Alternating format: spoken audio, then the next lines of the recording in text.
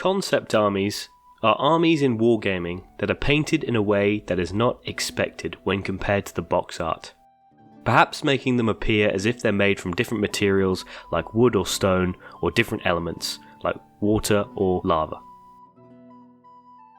As a result, they can give your army some very unique looks which are really striking on the tabletop, and as an added benefit, they can often really speed up the painting process. I think most people can agree that it's better to play a game with painted miniatures than unpainted miniatures. Therefore, concept armies can be a great way to chuck some colour on the grey and smash through that pile of shame that we all have.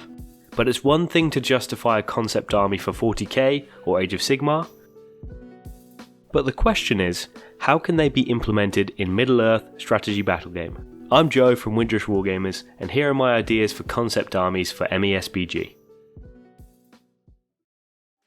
Armies of stone are a staple for concept armies. And good news for everyone, creatures made from stone are abundant in Tolkien's world. Let's start with the good aligned factions. The first thing that jumped out to me immediately was an army of stone dwarves. Because of this lovely quote from the Silmarillion regarding the spirits of the dwarves and their afterlife. It states that the dwarves were crafted from earth and stone by Aule, the smith. So any army of these stone dwarves could be prototypes, perhaps based on the original 7. Or reincarnated to serve Aule once again, to help in the rebuilding of Arda. Either way, it's a really cool idea, and painting stone is super easy, just basically dry brushing. And if you add some moss on there, they can be really striking. Let's move on to the armies of evil. The Cirith Ungol Watchers are curious creatures. 3-headed eagle men that ensnare Sam as he enters the tower. They are proof positive that the Dark Lord can enchant stone with some magical properties. Maybe you could have an army of orcs hewn from dark stone. That could be a nice touch. After making this proof of concept, I was hit with a bolt of inspiration. I could maybe make an orc shaman for the Cirith Ungol Legendary Legion. I would just need to give him 3 beaked helmets and paint him as if he's made of stone, and it would look like a Cirith Ungol Watcher has come to life. Actually, it sounds pretty cool, I may have to come back to that. So we've looked at the good factions, we looked at the evil factions. Is there any more of a kind of nuanced middle ground? Well, perhaps there is one. The legends are true! Giants!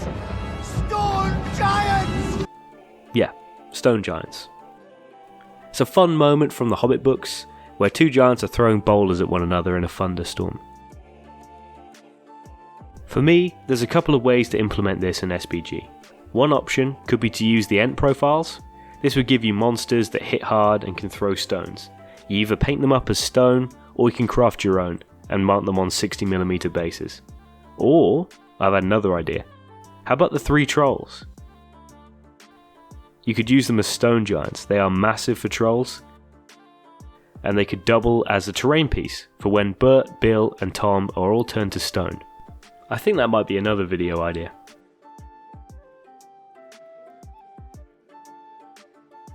Moving on from stone to spirits now. Ghostly ethereal armies are a staple of concept armies. And fortunately, spirits are everywhere in Tolkien's Legendarium. The obvious ones that come to mind are things like the Dead of Dunharrow. The Dod are practically their own concept army anyway, but there's also plenty of other spirits to go round, so let's sample a few, shall we? The Ringwraiths are really easy to paint anyway as Black Riders, but why not take them in the Legendary Legion as Twilight Ringwraiths? Next up, the Maiar. So maybe the wizards from the Heroes of the White Council? Simply painting them up as ghostly spirits. These next 2 are not quite spirits, but they kind of look like spirits. This scene with Galadriel and Frodo really stands out. It's one of the most memorable scenes in the films. So it's hardly surprising that many people have tried to emulate their painting of Galadriel on this image. I for one have done that too. What you could do is extrapolate that out to the rest of the army.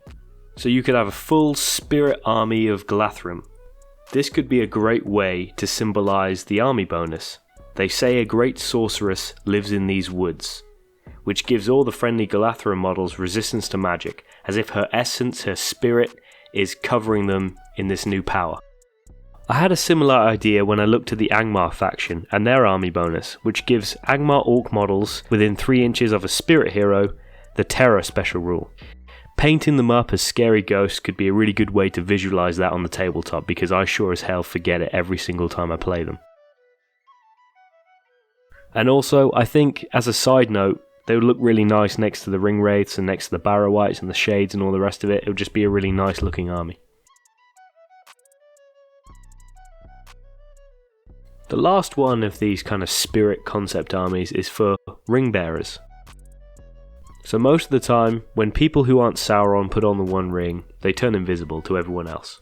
The Peter Jackson films show this as this kind of spirit world, this kind of otherworldly, ghostly appearance to everyone that they see. So what I would be proposing is you take your Ring Bearer, you either use the invisible version, or you paint them as normal and have all the rest of the army as being a spirit army.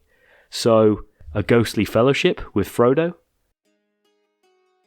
a ghostly Thorin's company with Bilbo, a bunch of ghost hobbits in a Shire army, representing old Bilbo Baggins with the ring. You could even have a ghostly goblin town with Gollum. But I have to say, I think perhaps the coolest one might be ghostly Númenóreans with Isildur. The last ideas I have are a little bit more abstract than spirits and stone. Using just 2 tones on a model can make things very atmospheric and moody. In this instance, I'm using object source lighting from a warm light source, like a campfire. So you could paint the Fellowship or Thorin's company in this way. Maybe trolls. Or even perhaps Moria goblins with the light from the Balrog. As well as warm light sources, you could use white light. Things like moonlight. As orcs don't care much for the sun, armies like Azog's hunters typically hunt at night. In the films, things of an otherworldly nature quite often have a blue glow to them. Things like the Arkenstone, so maybe an army of Thror, illuminated only by a bright blue light, could be cool. You could even do a fellowship that's just illuminated by certain things like Gandalf's staff, Frodo holding Sting, Sam holding the light of Eärendil. Instead of a white light, you could have a fell light. Peter Jackson's films often represent this, take Minas Morgul for instance, with a kind of teal, almost turquoise light. You could have an army marching out of Minas Morgul, completely dark from one side, but lit entirely by this teal light on the other side. Painting with OSL is really quick, especially if you have an airbrush, but it's important to note that it's not impossible without one. For instance, I don't have one, so I was able to do this without an airbrush at all.